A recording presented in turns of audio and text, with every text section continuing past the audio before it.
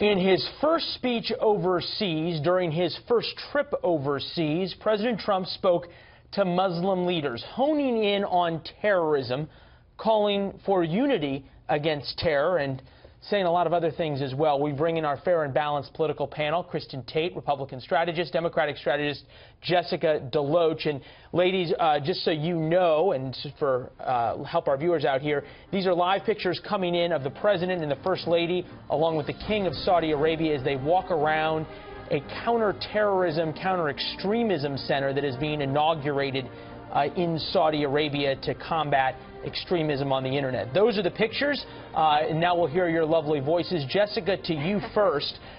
This is in every way a repudiation of President Obama's 8 years of foreign policy. It's a pivot towards the Sunni Muslim world, away from Iran, using language that President Obama insisted would only hurt America, but largely with our allies, be it the Saudis, the Israelis, the Qataris, the Emiratis. They seem pretty pleased. They do, but also you have to acknowledge the fact that President Trump has moderated his tone quite a bit. There's a Twitter feed full of comments that he's made about this part of the world and what he hoped President Obama would have done while he was in office. Now this is an opportunity for President Trump to decide how he's going to lead. I'm certain that his visit abroad it's a welcome visit for him because of how turbulent things have been here at home, and so far his visit has gone very well.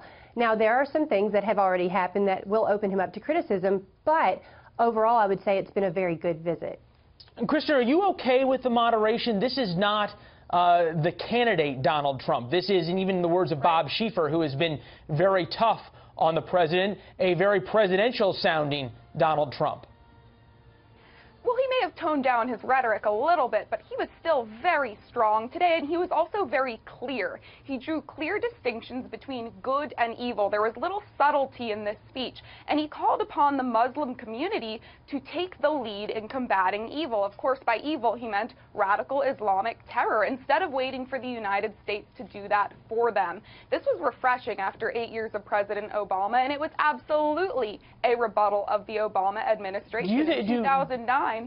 Do you think President Trump has the sort of either the willingness and or the ability to really keep, for lack of a better term, his boot on the necks of the Saudis, the Qataris, the Emiratis, to make sure they live up to these promises? We've heard from them for a long time they're combating terrorism. Meantime, the richest members of the royal family are oftentimes funding terrorism. Are you concerned about that? I think that President Trump will hold them accountable. Go ahead. Oh, no, I think that that's questionable, right, because of the arms deal that he just made with the Saudis.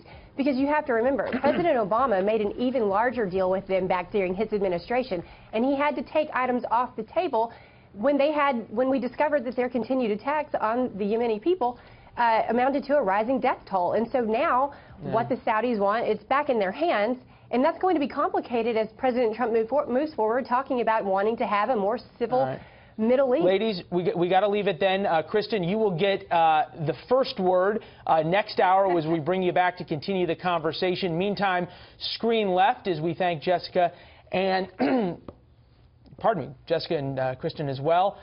Video from Saudi Arabia as President Trump is pushing on that button with the king as well to inaugurate this counter-extremism center. Liz?